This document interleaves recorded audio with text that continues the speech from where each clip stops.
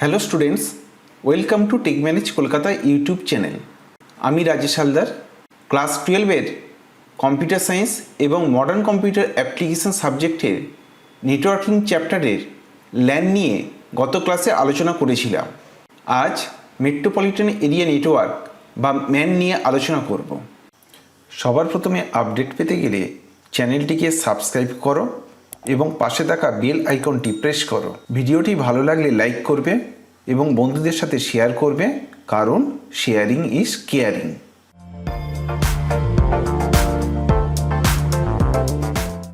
Metropolitan area network বা MAN নিয়ে আজ তোমাদের সাথে ডিসকাস করব।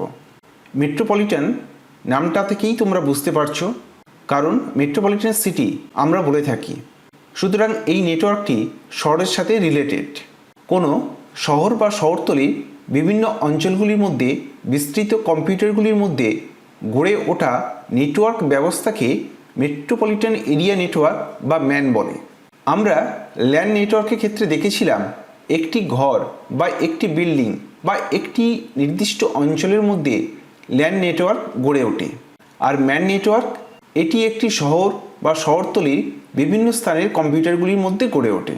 ম্যান প্রকৃতপক্ষে একই শহরের মধ্যে অনেকগুলি ল্যানের সমন্বয়ে গঠিত একটি নেটওয়ার্ক ব্যবস্থা, অর্থাৎ অনেকগুলি ল্যান নেটওয়ার্ক মিলিত করে ম্যান নেটওয়ার্ক গঠন করা হয়। বাস্তবে কোথায় কোথায় ম্যান নেটওয়ার্ক ব্যবহার করা হয় তার কিছু উদাহরণ তোমাদেরকে দেখাবো। তোমাদের অনেকের বাড়িতে ডিজিটাল কেবল টেলিভিশন রয়েছে, এটা ম্যান নেটওয়ার্কের উদাহরণ। বিভিন্ন দেশে যে সমস্ত গভর্নমেন্ট এজেন্সি রয়েছে তাদের অনেকেই ম্যান নেটওয়ার্ক ব্যবহার করে। বড় কোনো ইউনিভার্সিটির বিভিন্ন ডিপার্টমেন্টের ল্যান নেটওয়ার্কগুলিকে নিয়েও অনেক সময় ম্যান নেটওয়ার্ক গড়ে তোলা হয়।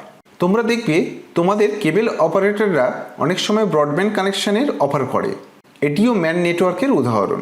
আবার বিভিন্ন বড় বড় এয়ারপোর্টগুলিতেও ম্যান নেটওয়ার্কের প্রয়োগ দেখা যায়। এখন আমরা ম্যান নেটওয়ার্কের বিভিন্ন বৈশিষ্ট্য নিয়ে আলোচনা করব।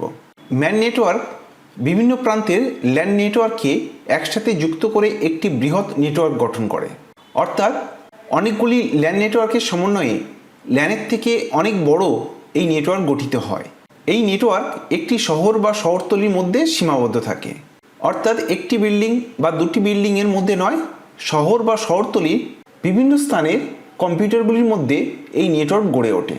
অনেকগুলি ল্যান বা personal computer telephone line, microwave antenna ইত্যাদির সাথে যুক্ত হয়ে ম্যান গঠন করে, অর্থাৎ এই নেটওয়ার্কে টেলিফোন লাইন, মাইক্রোওয়েভ অ্যান্টেনা ইত্যাদি ব্যবহার করা হয়। যোগাযোগের মাধ্যম হিসাবে উচ্চগতির ফাইবার অপটিক কেবল ব্যবহার করা হয়। এখন আমরা ম্যান নেটওয়ার্কের সুবিধা বা অ্যাডভান্টেজেস অফ ম্যান নিয়ে আলোচনা করব।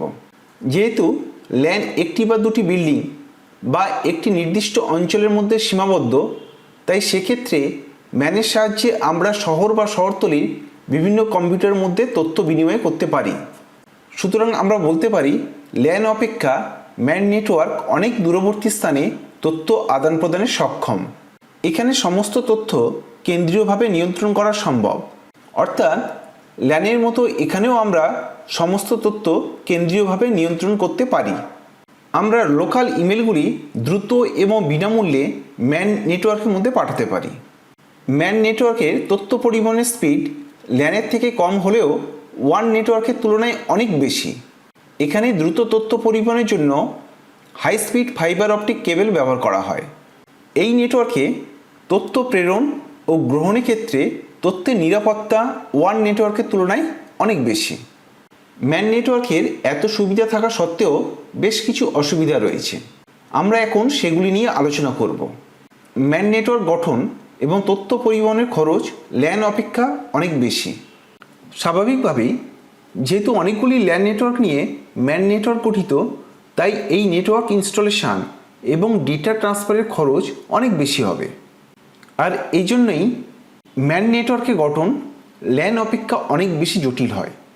ম্যান নেটওয়ার্কে তথ্য সম্প্রচার করতে অনেক বেশি সময় লাগে।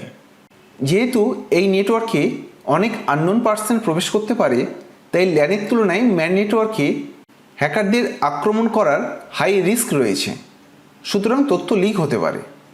আর এই কারণেই এই বৃহৎ নেটওয়ার্কটি মেনটেন্যান্স করার জন্য অনেক টেকনিক্যাল পার্সন যেমন নেটওয়ার্ক অ্যাডমিনিস্ট্রেটর, ট্রাভেল শুটার্সদের প্রয়োজন হয়। এছাড়াও আরও একটি বড় অসুবিধা হলো পৃথিবীর বিভিন্ন প্রান্তের কম্পিউটারগুলির মধ্যে যোগাযোগ স্থাপন করা এই নেটওয়ার্কের মাধ্যমে সম্ভব নয়। এই জন্য প্রয়োজন ওয়াইড এরিয়া নেটওয়ার্ক বা ওয়ান। পরবর্তী ক্লাসে এই ওয়ান নেটওয়ার্ক নিয়ে আলোচনা করব। আজকের আলোচনা এই পর্যন্তই। কোথাও বুঝতে অসুবিধা হলে নিচে কমেন্ট করে জানিও। Thank you for watching this video. আর ভিডিওটি ভালো লাগলে লাইক করতে ভুলে যেও না।